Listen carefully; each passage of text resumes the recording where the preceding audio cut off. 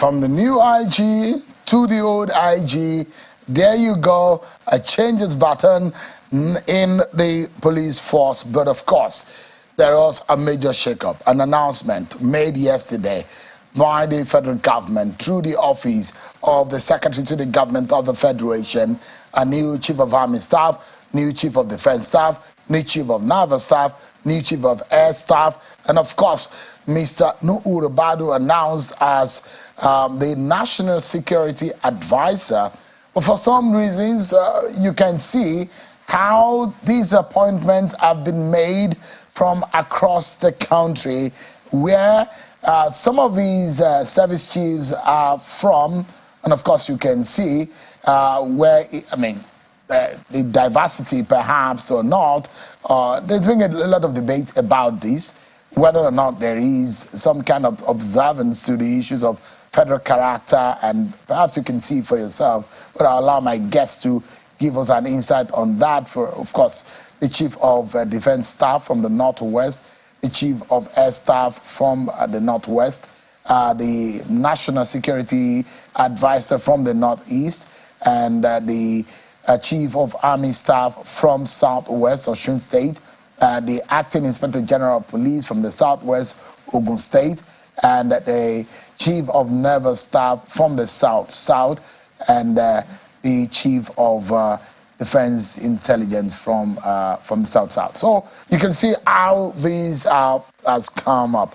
There are different appointments that have also been ordered and directed by the President. The President also ordered that there would be the solution of the boards of federal government parastatals and agencies with immediate effect, except for those involving INEC and judiciary. So those ones are not touched, or those captured in Section 135 of the Constitution. So let's get some insight. Plus, also, we'll be getting you insight from what happened today in the PDP. But let's deal with this first and foremost. I'm being joined by a former military administrator in Ondo, military governor of Ondo State, a member of the Board of Trustees of the People's Democratic Party, Chief Bode, joins us live. Thank you so much indeed for joining us. Yes, it's always my pleasure. You caught me on the wrong side. We were right in the middle of the meeting when you called and I said, would you be able to make it up? I said, well, why not? You know, in the service of this country, no problem. Yeah, and thank you so much for making it into our Abuja studio. Yes, we always had you in the Lagos studio. Thank you so much for making it here. My pleasure. As a former military man yourself, can I call Bola Tinubu your friend now? He had never been my enemy. Yeah, but you've been on the different side of the political divide. We will remain. But you've never agreed for a long time. We will still remain on the different sides of the political divide because he belongs to the APC. I'm an irredentist member of the political. You can never go to the APC. I can never go to the APC. Why so? Because, you see, for the first time in the annals of our nation, the PDP was established by those old men who were politically active in the First Republic. There was the initial problem in this country. The majority had their ways and their say, while the minorities were mere onlookers, both in the North and in the South. That was what caused the friction. That was what caused this destabilization in the First Republic. When I mentor a lot of the young people to tell them, my experiences at that time, this friction was perpetual. The nation was not stable. And it went on and on. I can't start going into details. First coup, the second, the counter coup, the Civil War. Coming back from the Civil War, we changed from the regional governments into one unitary system, and we kept telling Nigerians we borrowed the American system. But the long and short of it is that when in 1998, when General Abdul Salami was leaving, they still brought this constitution, that for me, it is so military in its outlook because it's like a pyramid. And the powers still emanate from the top, percolates to the bottom, like you have in a military organization. But a democratic dispensation, the power must come from the base up. We copied the American system, and we have copied it. A state governor in America has his own powers. He uses the resources of his state, managing them very well for the benefit of his people. There are certain laws that the states can make, certain areas the state can make, and they still have their capital and their president. When there is need to ask for favor from your president, of course, even policing. What is the first responsibility of any governance? It is the protection of life and properties for the people, right? Now, here, we have only one police. They just one in Egbetoku now. He runs it all the way to all the various DPOs and all the areas. He deploys them. It's not working. We don't have an effective management of the communities. In America, you have the Federal Bureau of Investigation. That is the national police. In every county, which is like the local government, they have the county police with the marshal. In the state, they have state police. So that makes it airtight. Even with that, there are still loopholes. They still have a lot of killings. They still have it because of this gun issue, this lawlessness. But we are saying here, there's nothing wrong. We will still reserve and keep the national. But you see, when our party founding fathers came in 1998, they sat together. They forgot their differences. Because somebody like Chief Bola Ige, to sit in the same political room with Dr. Alex Ikweme, it was impossible. Or with Jimmy Wobodo, it was impossible. So that's why they came together and decided that, look, we want to remove this gray area, this problematic area of friction, of majority having their say and their way, while minorities... I was asking, as a build-up to, trying to build my line of questioning tonight, and I thought that it would be good for the world to know. So you've had conversation with me, and you've shown how disgusted you are with the style of politics of Bola Tinubu. Yeah. But for some reason, some of the friends of Bola Tinubu are now your friends. It's Governor Wike, Governor Mimiko, and the rest. One would think by affiliation or inference, just maybe you might find yourself on this side. Maybe you are seeing Bola Tinubu in a different light. Is it possible? It's not. He was governor of my state. I told them at one meeting... And now the president of your country. Yeah, the president of the country. Well, let's wait for the outcome of the judiciary. The process is not over. It's not. The day the process is over and the courts pronounce him as the president, we have no other way to fight but to pray for Nigeria. What the major difference between Bola and I is his methodology. His managerial style is not like me. I have the background in the military, and I'm a logistician in the military. You don't carry your men to war without adequately doing your serious planning, intelligence gathering. It's not a matter of but Chief Judge, with what we have seen now so far in the almost a month of Bola Tinubu in the saddle, what do you think about his abilities and capacity so far? It is too early in the day. It's not a 100-meter dash race. He is to manage the people, whoever is there, to manage the resources of this country for the betterment of the people. It's just starting off. You don't have... What does it start looks like? No, reasonable. Reasonable is not perfect, but it's reasonable. At least it's better than what we had known before when he was in Lagos. Maybe he was much younger at that time, no experience. But now Lagos is not Abuja. You know, Lagos, you speak the same language, you roll from here to there, they are the same people. But in Abuja, the capital of Nigeria, every hour you find an Hausa Fulani man, you find an Ijo man, you find an Igbo man, you find a Yoruba man, and they are all coming with their problems, and you are to listen as the head of state to make sure you resolve the crisis, share whatever you want to share equally and justifiably. So it is not like you are in a homogeneous state where, like, okay, Lagos, you go from A to B. Lagos is even much better, you know, because in Lagos, cosmopolitan nature of cosmopolitan city and all that. But Abuja, it's more complex. Yes, I have been through the crannies and the corridors of power in Abuja. At least I was governor at the age of 42.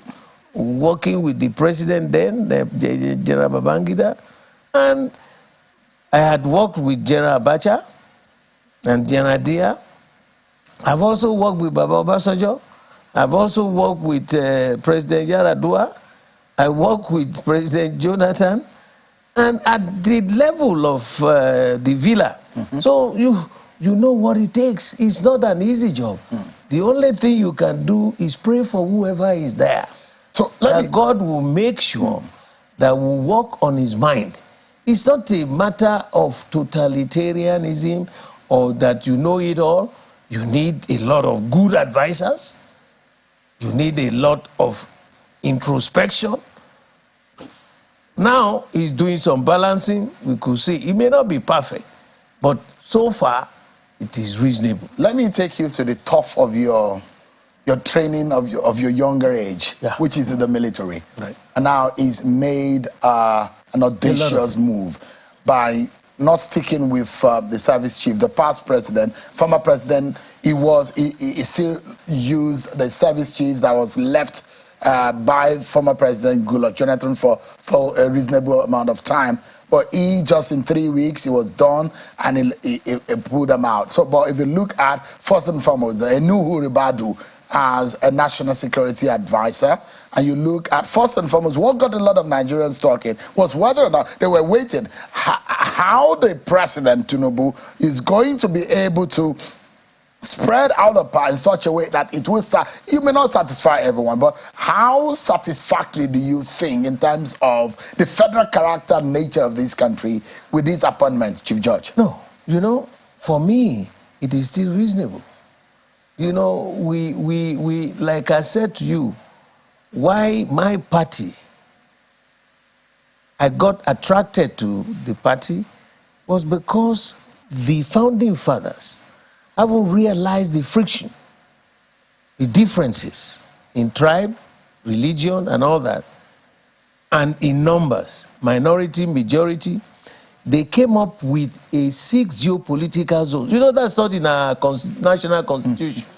They divided Nigeria into 6 geopolitical zones and came up with the 6 top positions in the land. The president, the vice president, the senate president, the speaker, the secretary to government, and the national chairman of the party. 6 positions, 6 zones. So every zone will take something home, unlike before. So now, when you take that home, 3 up, 3 down. After 8 years, all the 3 up will come down. So that brought this inclusivity, that oneness, that sense of belonging, that loyalty to your nation, that you are not being abandoned, you know? And that's a major crisis in this country.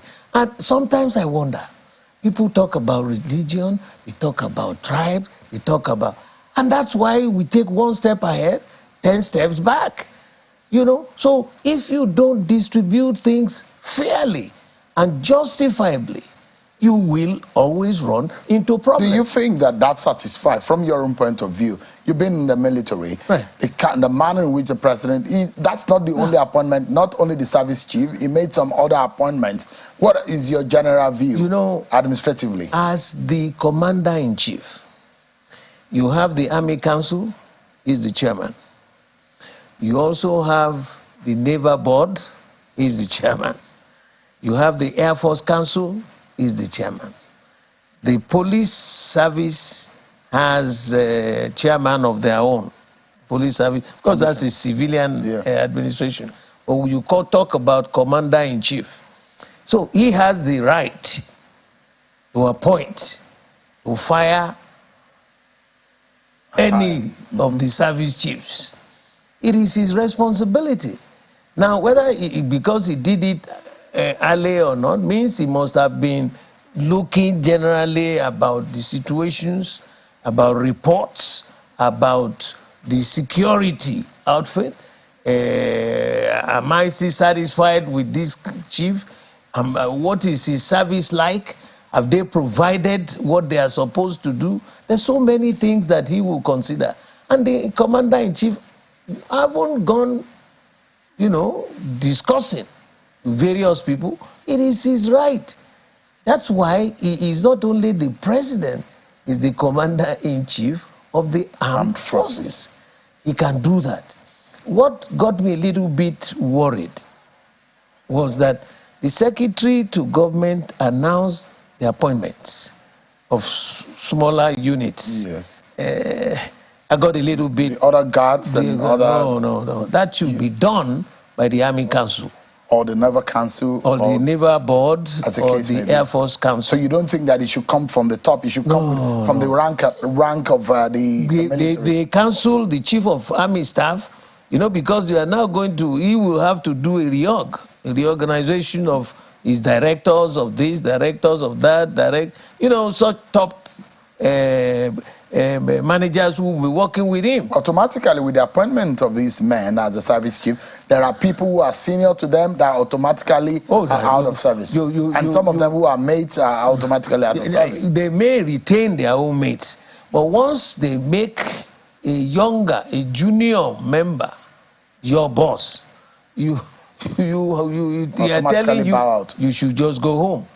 I think like from what I gathered, that is cost 39, and if it's cost 39 and you still have cost 38, 37 there, what are you still doing in the service? Maybe the chief of defense, the new chief of defense, maybe he's senior, I don't know. Hey, I left the service now. Most of these guys didn't even meet me when I was in the service. Yeah, so I don't know what group he belongs to and all that. If there is still a room at that upper level, they can be accommodated, absorbed. Otherwise, you have to bow out. What do you think that in terms of Egbetokun, former worked with President Tinubu when he was governor of Lagos? Did he? He was a commissioner of police also at some point in Lagos. Really? In Kwara State, was an AIG, promoted newly as an AIG, brought into Abuja, now got the position. And some of other positions that have been made, Nuhu Ribadu as National Security Advisor, knowing that there is a major security issues in the land. You think that there is a kind? What do you make of that of the decision of the president generally? I still don't want to start saying well done or you are not done.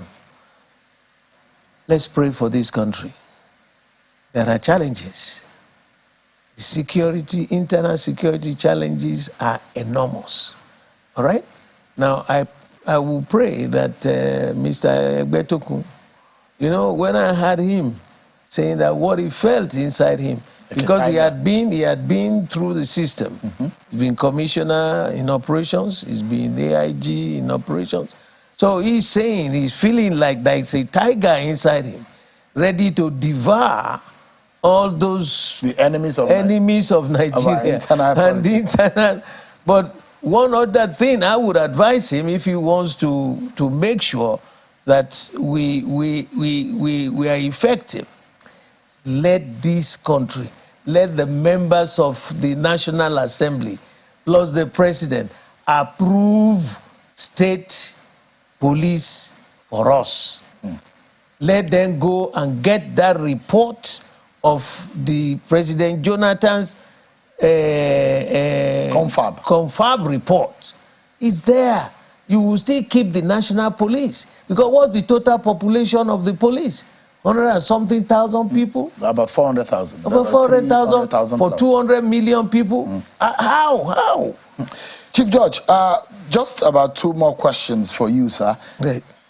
One being that you said there are a few of party members of the APC who approached you and talked to you about President Bola Tinubu. Are you willing to work with him now? No.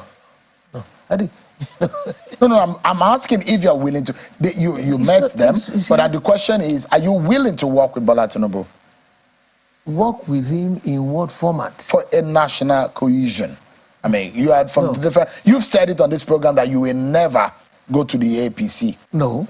You said that you... I am an irredentist member of the PDP. If he calls me and asks me about working for him, I have to take permission from my party, because it's not an individual thing. I am still a member of that party. I represent that in everything that I do. As a citizen of Nigeria. As a citizen of Nigeria, if he calls me, I will go back to my party and take permission from them. Can I work with him? But you don't have a qualms with him now?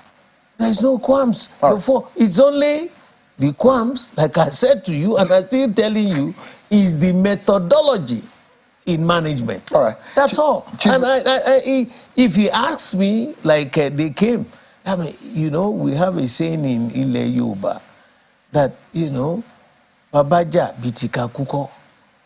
In other words, the fact that the way the Americans say it is, yes, you can disagree, but you must never be undisagreeable. So that's my own point. Yeah. I don't have qualms. I mean, but it's better when you said you were going to leave the country should Bola Tinubu become president. But it looks like you've changed your mind. No, we are still. It's not yet over. Look, I'm going to be 80.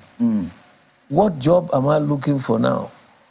You know, but you're not going on exile any longer. You change your mind. I can decide. I can go to anywhere I want to go, and what I told people publicly, and I will say it here, is that I was in the military for 25 years. I have spent another 25 years in politics, partisan politics. That's a total of 50 years of my life in the service of this country. Isn't that enough to take a break?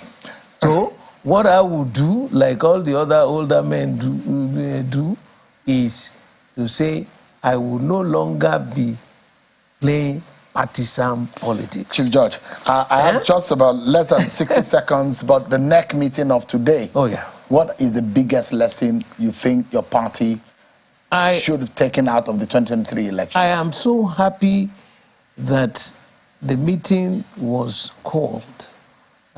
Some people were absent, but the journey of reconciliation has started.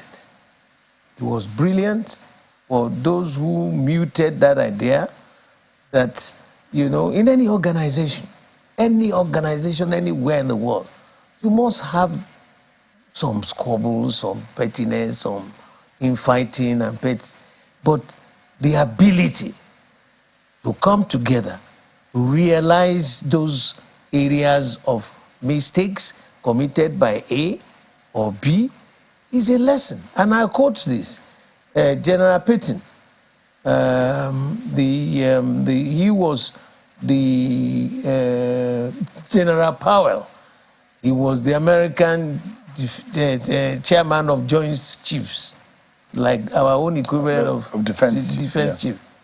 He said, in life, we make mistakes. But if you learn to correct the mistakes and learn the fallouts from that, it's no longer a mistake. because you will not be able to repeat the pitfalls. But if you make an error and refuse to learn from that error, it becomes a perpetual error. So that's well said. So today's meeting was quite encouraging. It's the first one. You know, it's not a 100-meter dash race. At least that we can come together. We accepted that all sides, or everybody had sinned. Right? Yeah. There is no winner, no loser, no winner. No. So let's come together, start it up, set up certain committees that will go into serious post-mortem analysis after the court would have decided. It was beautiful. All right. Chief Bode George, a former military governor in Ondo State and a member of the Board of Trustees of the People's Democratic Party. Thank you so much indeed for your time. I appreciate you for coming into our studio today. As always, thank you so much. My pleasure. My pleasure.